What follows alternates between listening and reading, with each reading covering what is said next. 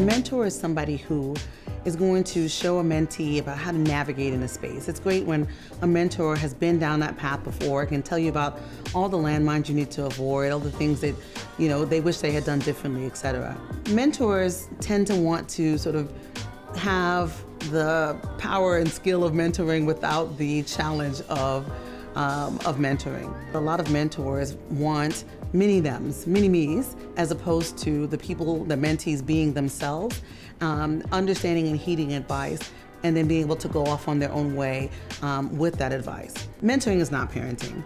And the hard part about that is that, you really want your mentee to take the advice that you're giving them, because generally, especially when you're mentoring somebody who's been in the same environment, whether work or life that you're in, you understand that some of the decisions that they might make could be challenging.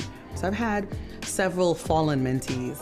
They heard my feedback and didn't take it, and I had to sort of sit back and wait to see how the story was going to play out for them. And I think the challenge of it is that you want people to become the best them. And sometimes that means they have to go off on a path that's not the one that you would have taken, or even make mistakes that you've already made. And there's a little bit of a grief in that. The real power of mentoring is when they can hear feedback, acknowledge it, and then make a solid choice, as opposed to just sort of being resistant to hearing what you have to say generally.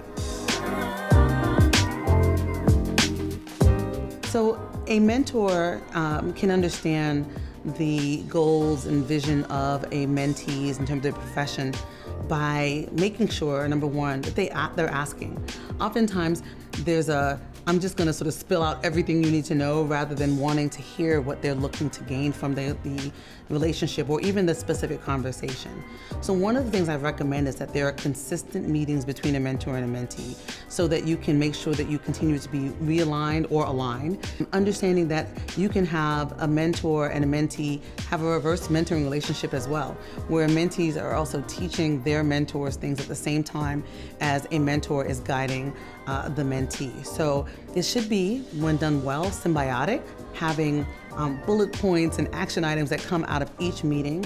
And at the top of the meeting the next meeting you have, you want them to say, these are the things that I've done to align with what we've said in the last meeting, so that you're understanding what shifts have been made. I love when my mentees come to me with I need to talk about my resume. Why might I not be getting some bites? Give me an assignment, and then I'll in turn give an assignment as well, so that the relationship is one where it's tangible. It really has to be less mini-me and more, how are we going to figure out what our we is in our relationship. People often ask me what the difference is between mentoring and sponsorship, and really quickly, a mentor talks to you and a sponsor talks about you. Really, a sponsor is someone who uses their sphere of influence, their power and influence, in order to benefit you. So sometimes you can be sponsored and not even know it. I love it when a mentor goes from a mentor who's teaching you how to avoid the different potholes, etc., goes to someone who is not just teaching you how to avoid, but teaching you how to navigate. And that's the sponsorship piece. And they're talking about you when you're not in the room. They're making sure that folks know how you add value, what your goals are, and getting you opportunities in order to shine, to get to whatever that joint goal that you all have. The challenge with sponsorship in particular is that a sponsor aligns their brand, their personal brand and their professional brand and their sphere of influence with yours.